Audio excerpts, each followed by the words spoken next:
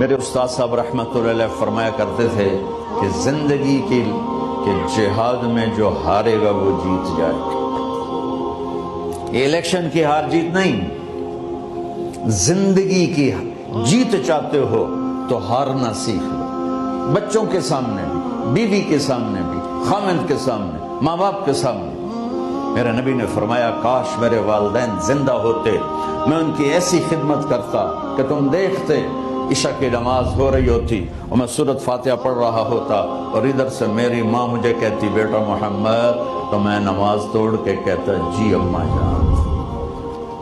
तो जिन नौजवानों के वालिदैन यहाँ हैं, अल्लाह के वास्ते उनके पाँव धो के पियो कि इसमें एक लग गई ना दुआ माँ की या बाप की, अल्लाह की कसम ऐसे जाओगे जैसे ये जाते हैं तुम्हारे रॉकेट फिजा में, ऐसे अल्लाह इज्जत रिज़्क़ हर चीज को हवा में उठा देगा।